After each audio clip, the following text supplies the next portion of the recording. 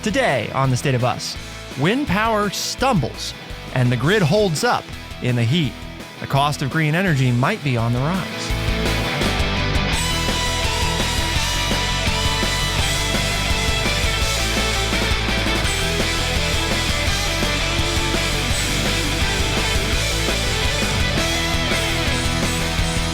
There's a dangerous market squall, according to the Wall Street Journal, as it pertains to wind energy.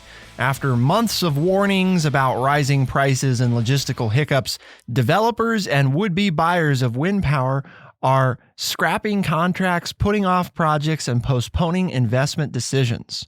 In recent weeks, at least 10 offshore projects totaling around $33 billion in planned spending have been delayed or otherwise hit the doldrums across the U.S. and Europe. We're going to look at wind power today, both onshore and offshore, the stumbles, what's going on there. We're going to talk about the heat, as many know. Obviously, you've maybe been in part of the country where you've been experiencing some of those different heat waves over the past month or so. How is the grid holding up? Well, it's holding up surprisingly well. Is that something we can count on? We'll also talk about the price of green power and whether or not it might continue to go up. Welcome to The State of Us. I'm your host, Justin T. Weller, joined today by the one and only, your friendly redneck liberal and the senior resident historian here at True Chat, Mr. Lance Jackson. Well, so we finally won all the battles, right? And we're going to actually build some wind farms, and companies are saying they're going to come in and do the job. And, you know, all the federal laws passed that clears the way for it. And now all of a sudden we're not going to build it. Well, I mean, this is, you know, it's like, what? You know, those of us who believe in climate change, or even, you know what, you know, even if you don't believe in climate change, even for whatever reasons, why wouldn't you want renewable energy? Right? I mean, I know we tie them to each other, right? Well, we need to do this because of this. But why not just be for renewable energy? Isn't that a good thing, right? To be able to have something that just is there that can create energy. You don't have to dig it out of the ground. You don't have to process it. You don't have to mine it. It's just there. You just build it and it creates energy. How is that wrong or bad? I don't understand. You know, I mean, I'm not trying to take jobs away from coal miners or fracking or any of those things, right? But the renewable energy stuff is just like, it's almost like free, right? It's I know it's not free. Once you do the investment. It's free energy. Mm-hmm. I mean, and people are trying to stop it. And that was my point, is there have been a lot of hurdles and a lot of convincing people and building the parts and getting the companies involved and getting legislation passed to clear the way to get this done. And now, because of the economy, basically, the companies have decided not to build them, you know, not to do this, or they can't get the materials, or it's too costly for what they told the states that they would do it for. I mean, I'll let you get into that, but that's my point. It's like, as an older person, I understand all the hurdles that we've gone through in this country to try to make this happen. And now there's another roadblock in the way. I mean, what is the roadblock that I'm talking about, Justin? Give us some details. Well, the roadblock is that there was a 40% cost increase that recently halted a giant project in the United Kingdom, who is a global leader in offshore wind. And developers have delayed 2 investment decisions in the Baltic Sea, another 3 projects in the North Sea totaling about $19 billion in planned spending are potentially delayed or revising terms also. And one of the individuals they spoke to for this article, who's a senior analyst at Westwood Global Energy Group, said if the soundest projects in the most mature markets start to sink, that is a major red flag. This month, a Spanish utility with a U.S. subsidiary agreed to pay $48 million to back out of an offshore wind power deal in Massachusetts that it bid in September of 2021 when outlooks were rosier. So, what happened? Well, the world changed dramatically. First, the war in Ukraine. You might say, well, what the heck does that got to do with any wind energy? Well, it sent the price of steel and other supplies higher at the same time that European countries accelerated plans for offshore wind, right? So, I mean, you have a classic, there is an increase in demand and a decrease in supply, right? So less available supply of the raw material necessary to manufacture these. And, well, the raw material, not a shortage, but the cost went up because more people wanted it. And then also a series of interest rate increases have made borrowing more expensive. And pretty much the way that all these projects is done is through, some form of financed money. So if you had done the math and you had been planning for 3 years and said, well, I'm going to do it at, 4% interest, and now I have to pay 7%. Now that may change the calculations about the project and it's not just that by itself, right? It's not, interest rates are high. It's, well, if I have to pay more for the material to make the wind turbine and I have to pay higher interest, the total cost equation has changed, I know our astute audience paid attention, and all the places you named that were affected other than in Massachusetts were in Europe. So why does the U.S. care? As the ugly American, the question is, well, why should we care? That's over in Europe. Well, you know what? If Europe doesn't get their energy from these wind projects, they're going to be demanding more oil, right? And that's going to drive the price up, and that's what we're going to have to pay. And then that will affect our heating oil prices. It will affect our gas prices. So, we are, whether you like it or not, you can't shut down our borders and our shores from economic impact. Okay. If they feel it elsewhere and the demand goes up for the same products that we want, it's going to affect us. This nativist activity or thought when it comes to economic issues just doesn't fly anymore. People say, well, we'll just don't worry. We'll just make it all in America and we'll do this. Folks, that's not the way things work anymore. We don't have the raw materials, and are you going to go to war like we used to 100 years ago and just take over the countries that have the raw materials that we need? That's why China is important. That's why what's happening in Europe is important. It's important to us as American consumers, because if those places are struggling and they put demands on the world economy, it affects the prices of things that it's just the way it is. Okay. You can be mad about it and you can say, I wish it was the good old days, but that's why you should care. Because if these wind farms don't go up in Europe, they're going to come to wintertime and they're going to have to stay warm just like everybody else. And that's going to push the demand on the stuff that we want. Well, and not just global market considerations, but offshore wind, according to the Wall Street Journal, could provide as much as 1/4 of U.S. power by 2050 without affecting wholesale electricity costs. That's according to a recent University of California, Berkeley study. But that's only if we get enough steel and enough turbines and everything. But think about 1/4 of U.S. power. But that's what I'm saying. That's what I meant in the opening when I said, why are you against this, right? If you're one of these people that are against it, I don't understand. Exactly. It would be huge, right? I mean, and then if you start, here's the flip side. If you start using it, it is 25%. What happens to crude oil prices? What happens to coal prices? All of a sudden, there's not the demand for them.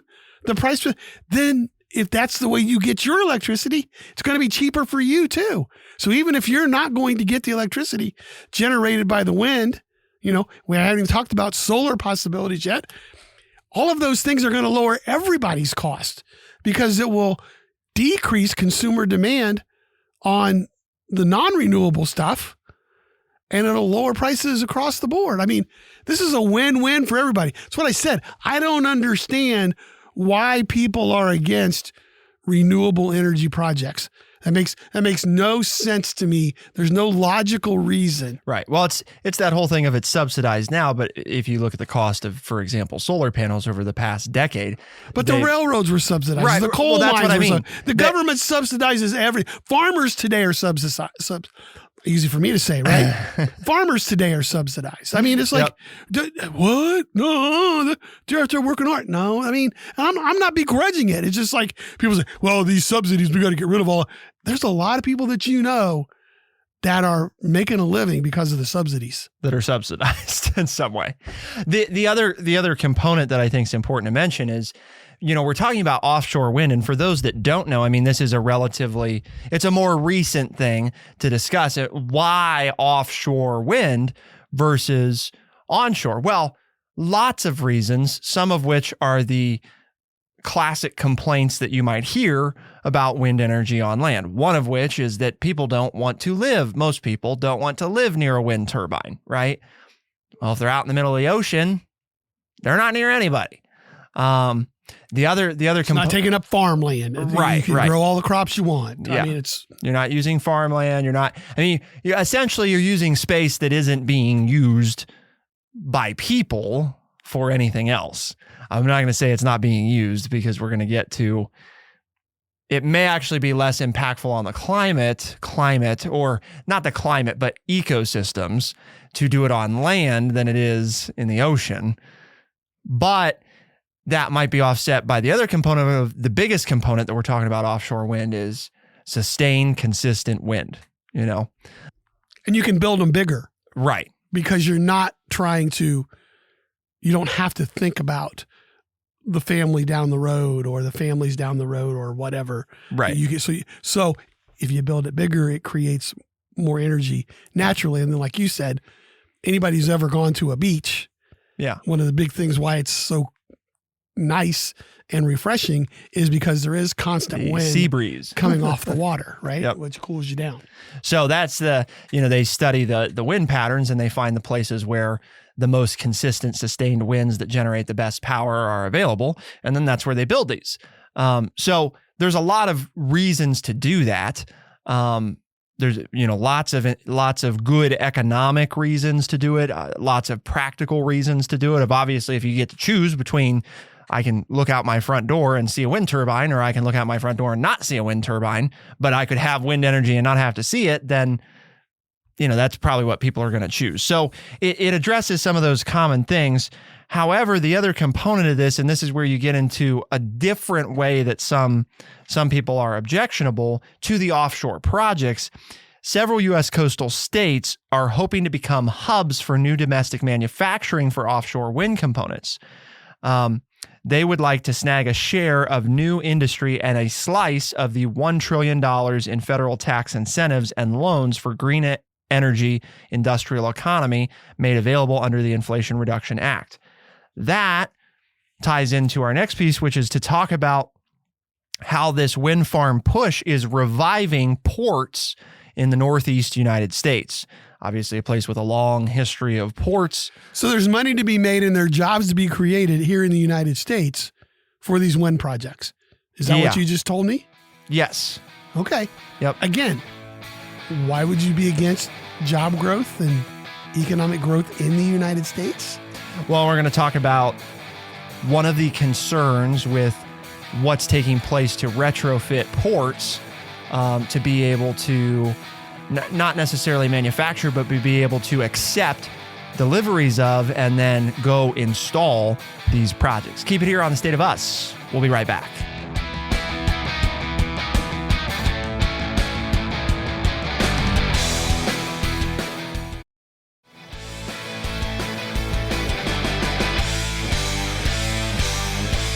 Offshore wind power could provide as much as 1/4 of U.S. power by 2050. And the key there is not just 1/4 of U.S. power by 2050, but without affecting wholesale electricity costs. That's huge. Yeah, that's that big last time. part. I mean, the 1/4's immense, right? To think that by 2050, 1/4 of all U.S. power could be produced just by offshore wind. That's not all wind energy. That's just offshore wind power. Right. That's where a quarter of our energy could be coming from by 2050, and it would have no impact on the price of wholesale electricity. Well, and where, and you and I have talked about this, but where's the population in the United States headed? Well, to the coast, right? So, I mean, that's where the wind powers, offshore wind powers. That's where the people are. Right, and that's where people are. So, I mean, put 2 and 2 together there. That makes sense. Okay. But what about the second part? So what's the problem? What's the stumbling block here? So I wouldn't say it's a problem as much as it's this sort of, it's what you figure out when any new stuff like this comes about, which is that sometimes we roll things out or we come up with an idea, and then as we start going, it's like, ooh, this is a fair point, but we haven't accounted for that. So now what are we going to do about it? New London is a city of roughly 28,000 residents, and it represents a rebirth in some Northeast ports, the beneficiaries of aggressive clean energy goals in the region that are creating the first commercial offshore wind construction sites in the nation. Officials say this is the busiest the century-old state pier has been in years, following a $300 million upgrade. This wind energy transformation has been turbulent at times, and the boom the ports are betting on is far from assured. Many fishermen have objected to anchoring turbines to the ocean floor in East Coast fishing grounds and still feel fear for their livelihoods, though some have found added work aiding the new developments. Developers behind several wind farms slated to use these ports say they need to renegotiate power sale contracts to cover the increasing costs that we talked about in the first segment. This month, the largest utility in Rhode Island walked away from a proposed 884 megawatt project after determining the required subsidies were too expensive for customers to bear. If the future of the state pier is to be built up as a major cargo hub, said GOP State Rep Holly Cheeseman, it makes sense. If it's to build out a few wind farms and then have a behemoth that nobody's using, perhaps less so. So the question is, some of the subsidies are here and there's a good bit of money to be spent. And, initially, if you're a town with 28,000 people and a company comes and says, hey, we're going to invest $300 million in your port and do all these upgrades, and that sounds really good, and it's going to create, jobs that you guys can use. It is that question though of, well, is the port exclusively for this? And then as soon as we're done, we're left with infrastructure that we can't handle. For example, a small example that comes to mind is Gander, Newfoundland.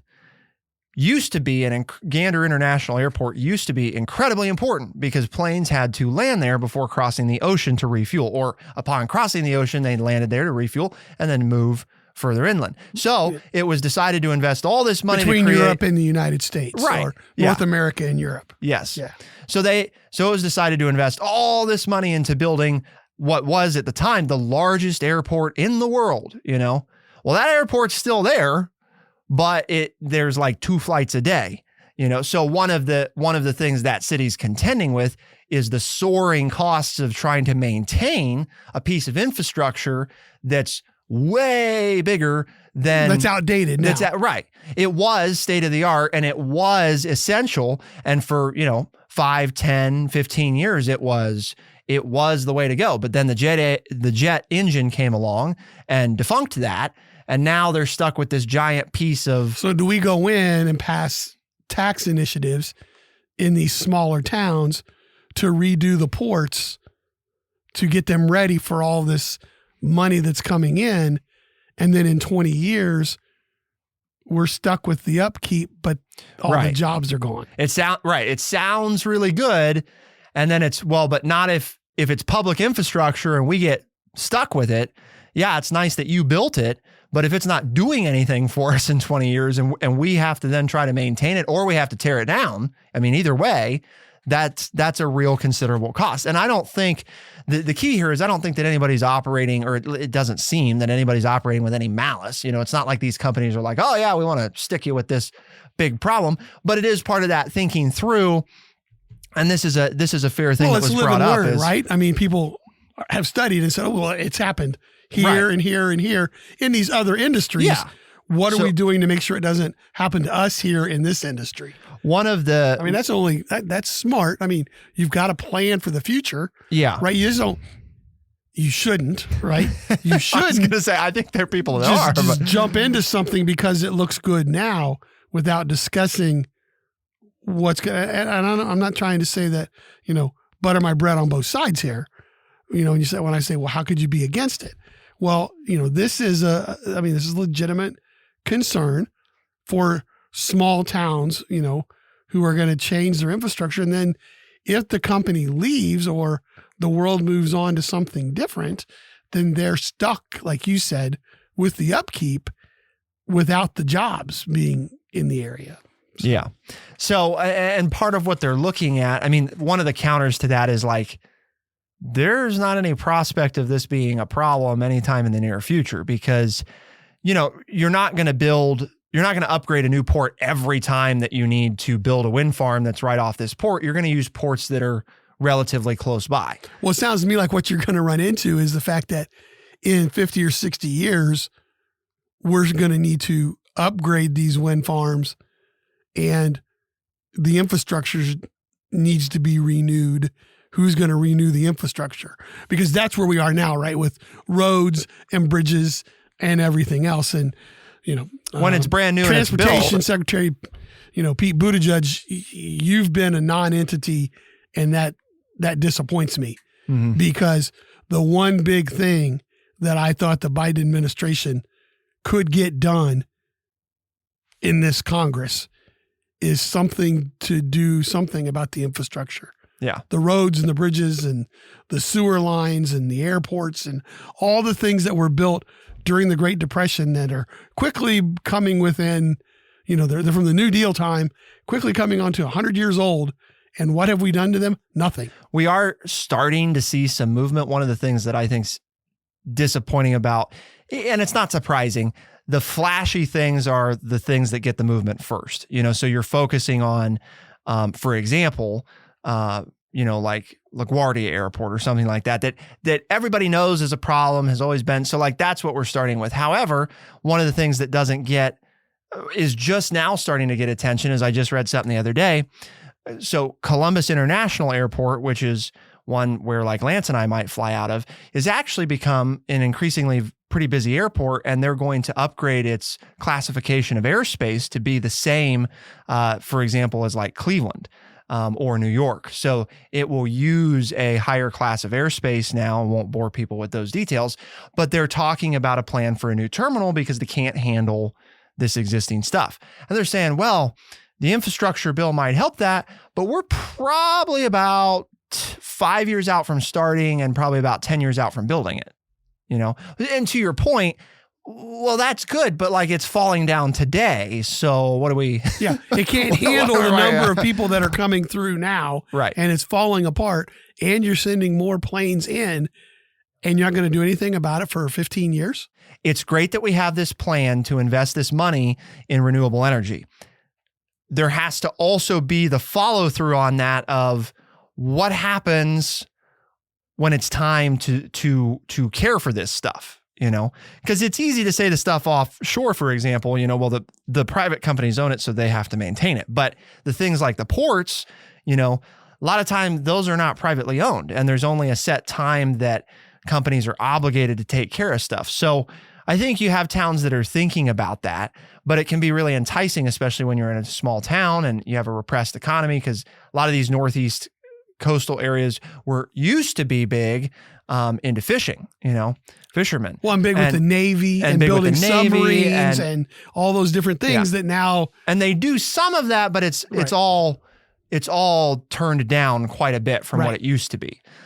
So they're eager to put their ports to good use, but we also have to be careful about making sure that we're not doing a boom bust thing. Like, oh, it's going to be great for 10 years and then you're going to be screwed from then on, So that part's well taken. And that's true with all of this stuff is one of the, ongoing sort of objections, I think, to renewable energy is that generally speaking, they don't require as many jobs total as their counterparts. They require lots of people up front and then not very many people on an ongoing basis, which isn't great for jobs, but is good for the price of electricity and just the price of power generation holistically. We have to seriously let's not just leave these workers behind. Let's make sure that we figure out something else for them to do that's productive. And hopefully that's the other thing, right? Better for their health. I mean, again, you can set the climate thing aside and just talk about the real danger of, the way that we produce a lot of electricity right now. And we actually did that. We've talked about that show before. We bring up that chart. We'll talk, we talk about, like, for example, the quote unquote safe nature of nuclear. And we're not getting into that debate, but what I am bringing up is that one of the things you can look at in that chart, just set nuclear aside, is the deaths based on other types of power. And basically, the safest forms are the renewable forms of power. Wind and solar. Because you're not sending people underground, and they're not, there's all kinds of things that and there is inherently dangerous with other things. There is still some mining, and there is still, it's not that all that goes away, but it goes back to that. You don't have to your point at the beginning of the show, Lance, it's not an ongoing thing to keep making the energy. You know what I mean? Like, if we want oil, we have to keep drilling for the oil. If we want a wind turbine, we have to get the metal one time and then put the wind turbine up. Or we have to get the metal every 30 to 60 years, so which is different. Right. It's not to say that we don't have to use any of the Earth's elements, but that's another area of, I would like to see in the next round of money for renewable energy, incentives toward how do we get better at recycling forms of renewable energy, because that's another criticism, is that a lot of times these components, they have things that are recyclable, but we've not gotten good at recycling them yet, so we just throw them away. This wind turbine's past the end of its lifetime, so we're just going to bury this metal in the ground. Okay, that seems like, there's got to be a better option, right? And there is. We know that we can, but it's not very cost effective yet, so we have to invest the time in the research to figure out how to make some of those things cost effective. So how's the energy grid working with the stuff that we've already built? I mean, we're trying to convince people. Well, we're telling people why I'm not sure trying to convince you, but telling you why it's being difficult, some of the roadblocks to get new stuff built, but also how it could benefit us quite a lot. Well, how's the stuff we've already built been doing this summer? How is it holding up? Because it wasn't that long ago, we talked about those rolling blackouts that had to take place in different places with big heat waves last year. So what's going on this year? Keep it here on The State of Us, and we'll be right back.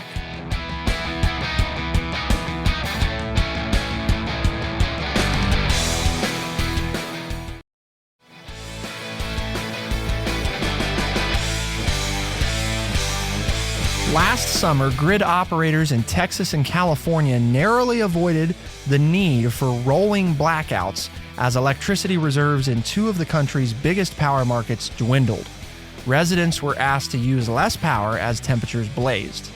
Since then, California has benefited from a surge in hydroelectric generation after an unusually wet winter and spring, as well as a build-out of large-scale batteries that discharge power in the evening as solar generation declines. Texas, meanwhile, has added a substantial number of solar farms that are supplying power during the hottest parts of the day and helping offset unexpected mechanical problems with some coal-fired and gas-fired plants. Just because one resource is performing well today, though, doesn't mean it's going to perform as well tomorrow, said Bernard McNamee, a former member of the Federal Energy Regulatory Commission. So part of what they're talking about here is by improving the diversity of power sources, you reduce the likelihood of anything being able to take down the system. Don't put all your eggs in one basket. That is, I mean, kind of, yes. If you're drawing from 4 or 5 different sources, if one goes out, maybe the other 3 or 4 can cover the loss, right? I mean, whereas if we're just doing it because of, this one source of energy, if that goes bad, you've got nothing to fall back on. The other Makes thing, sense. I mean, it's logical. yeah, according to data tracker grid status, conventional power plants supplying more than 6,000 megawatts tripped offline at many points during a recent week, more than the roughly 5,000 megawatts the grid operator typically expects at this time of year.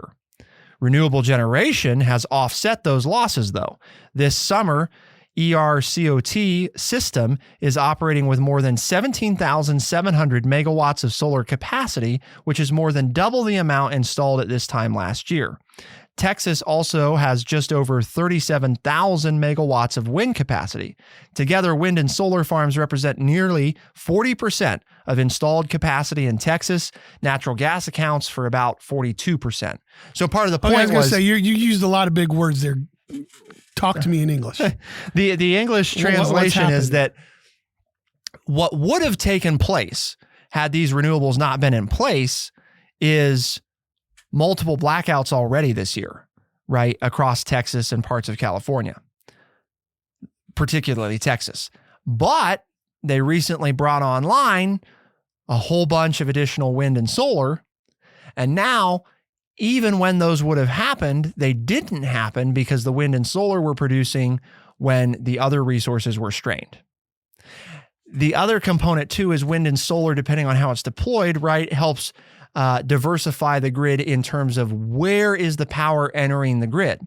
Grids are built, and not to bore people, but they're built with redundancies, right? And an idea that if you're out in the country, you'd be familiar with this. One of the reasons that you can lose power is if somebody hits a pole and it goes down, it's the only way the power is coming to you, so it's gone. If you're in the city, historically, you lose power less often. One of the reasons is because usually there are lines coming from multiple directions. There are backup systems. If a line goes down, the power can flow around it or a different direction. Yeah. So keeping that thinking in mind, right, if I have, and this is a total oversimplification, but if I'm in Houston, right, and on the north side of Houston, I've got my coal burning plants that are producing electricity. And on the south side of Houston, I've got, a huge wind farm. And on the east side, I've got a huge solar farm. Well, now I've got options, right? In terms of if something happens to the grid that doesn't have anything to do with the sources of power generation, I can still supply the grid from other directions. So even if the coal gets cut off, the wind and solar can take over or vice versa. Isn't it also true if it's really hot, that means the sun's out, so solar's collecting more during this season, yes, right, than it would be in the wintertime or in the fall or the spring. The sun's up longer, the days are longer. Yes. Obviously you're generating more electricity. Right. So you're creating more electricity for everybody who needs it to stay cool. California has tons of solar, right? And one of the issues that they were running into in years past is that they relied so heavily, they've been transitioning very aggressively to solar that it's left them with problems as evening sets in and people get home. Because even though during the day it's really hot and it starts to cool off at night, that's offset by people get home and start using power, right? The other thing is if you're not home during the day, it's not uncommon if you live in those areas that are super hot for your AC to maybe not be turned off, right? But to not be running as cool as when you're at home. So now you get home, it's cooler because you turn down your AC, so you're drawing more electricity than you were during the earlier part of the day. And there's no new power being created. And there's no new power. Because the sun went to the other side of the world. Right. So what do we do? Because the grid doesn't supply you any power if there's nothing going into the grid. Which is why there's still a need for non-renewable resources. California started to address that right. with large-scale battery installations that allow storage of what was collected during the day. Because that's been one of the biggest, objections is that the solar is great, probably in a lot of ways the least objectionable form of renewable energy for lots of reasons, especially when installed in places that you can't do anything else with, right? Like deserts. When you put it on farmland or other stuff like that, on rooftops, right? I mean, and rooftops, right, which is exactly where our solar is. It's not taking up my yard. It's taking up part of my roof that I've never set foot on and will probably never set foot on in my whole life, so who cares? So you can put it in places that I think are less objectionable. And wind has primarily been onshore, which garners it more attention because of the size and scope and all of that. So solar is great, except for the whole point of, there's no sun shining and therefore no generation at nighttime. And yeah, wind changes throughout the day, but like you can still generate wind at night. You're not generating any solar power when the moon's up. So that's a real, that's a real concern, but they're trying to work to offset that by improving energy storage solutions. The issue that you mentioned that we still haven't completely addressed, which is why options outside of renewables are still needed, or quasi renewables, or quasi green energy, because, natural gas has worked for a long time to try to bid itself as a clean energy source, way cleaner than oil and coal, not as clean as solar, so like it's and still is not renewable. So is it better? Yes. And that's where the increase in natural gas power plants, right, as offsets to when renewables can't function. The big thing is they're a lot cleaner. So the damage that we're doing, right, when we export emissions from natural gas are far less than when you're burning coal, for example. The other thing is, of course, like with California, you talk about nuclear energy offsets a lot of that at nighttime. Again, a quasi sort of, it's renewable in the sense that you can produce it forever, but it produces waste product that we don't know what to do with, and has many of the inherent risks that people are fearful of. So there are those sort of intermediary options while we figure out how to, because batteries are great, except if you look at California's battery situation, they provide enough to get us through the night, but by the time morning hits, the batteries are basically done. Like we couldn't make it through 3 nights on battery power. So when you get to winter and the days get shorter, you have a new problem, right? We can do the short term, charge this up and decharge it, and we can do that. But what do we do when we're producing 30 or 40% less solar during a certain part of the year? You let the industry keep growing. Hopefully private companies begin to figure that stuff out, because there's a reason to. There's money to be made. So why we do this show today, Lance, there is a reason. Well, I was just thinking, if we were still had word of the day and the word was quasi, you would have going away. Did you like that? Pulled that out, quasi. I will see that was one of those English dictionary moments where I was like, that's the word for the situation. Yeah, no, it was good. I liked it. Pseudo would have been the other potential, yeah. Alternative to that. But I felt quasi was the. Well, we did this today because, as you all know, the place we work, True Chat, has a mission. And that mission is to educate people by providing honest, open, and respectful conversations. And we've done that today on this topic. And hopefully you enjoyed it and you tell your family and friends and your coworkers, and they say, well, that sounds like something I might want to listen to on my way to work or on my way home or on the weekend when I'm sitting there with something cold to drink and just in the shade of my hammock. You tell them, yeah, they got their phone with them. They can hook up to Spotify, Overcast, Stitcher, Apple Podcast, and anywhere podcasts are found. The State of Us releases new episodes every Tuesday and Thursday. Those same episodes are heard on the weekends on AM and FM radio stations across the United States and parts of Canada.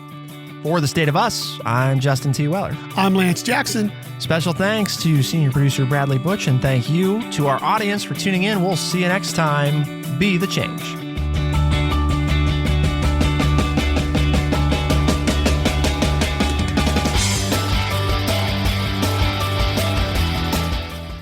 Be sure to check out our website, thestateofus.org, for books, articles, and all the ways to tune in. thestateofus.org.